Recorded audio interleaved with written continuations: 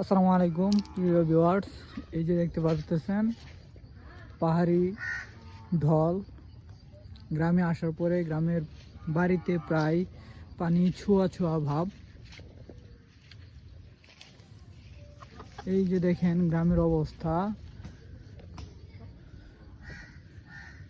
একদিক থেকে তাকালে অন্য দিক পর্যন্ত চোখ যত দূর যায় তত দূর শুধু পানি আর পানি।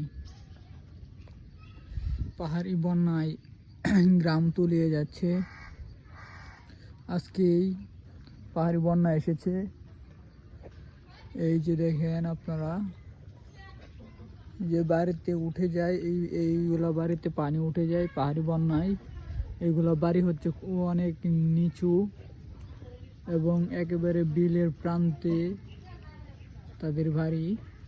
সো এইগুলা বাড়িতে পাহাড়ি বন্যায় যখন ঢেউ দেয় তখন এগুলা বাড়িতে পানি উঠে যায়। আপনারা দেখতে পারতেছেন এখানে কিন্তু অনেকটা পানি দেখা যাচ্ছে, গাছ কিন্তু এখানে অনেক পানি। গাছগুলো অনেক বড় হওয়ার কারণে দেখা যাচ্ছে না, বোঝা যাচ্ছে না যে এখানে পানি আছে। আপনারা যে যেখান থেকে আমার ভিডিওটা দেখতেছেন আপনারা সকলেই কমেন্টের মাধ্যমে জানিয়ে দিবেন কে কোথায় থেকে আমাদের ভিডিওটা দেখতেছেন। আর এটা হচ্ছে বাংলাদেশের পাহাড়ি বন্যা। সো আপনারা সকলেই কমেন্ট করবেন কে কে বাংলাদেশ থেকে আমার ভিডিওটা দেখতেছেন। আর আপনারা তো আসলে জানেন যারা বাংলাদেশে আছেন আর বাইরে যারা যারা আছেন আপনারা সকলেই দেখেন, অন্য অন্য কান্ট্রিতে যারা আছেন সকলেই দেখেন আমাদের বাংলাদেশের অবস্থা।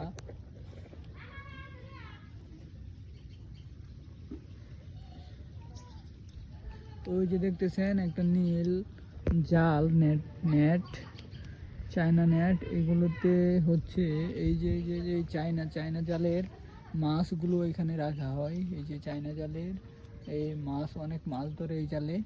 ওই যে এই জালেও অনেক মাছ ধরে, এখানেও অনেক মাছ ধরে।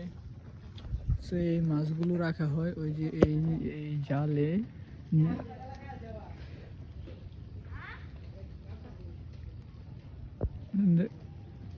দেখেন শুধু পানি আর পানি।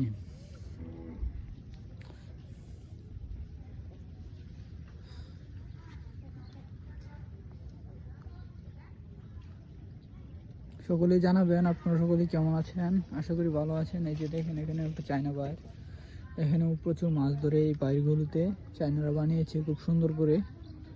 এই জন্য আমাদের বাংলাদেশিদের মাছ ধরতে অনেক সুবিধা হয়। আর এই যে একটা দেখেন এখানেও চায়না বাইর, অনেক ভালো একটা বাইর চায়নারা আবিষ্কার করেছেন, এই জন্য চায়নাদেরকে ধন্যবাদ।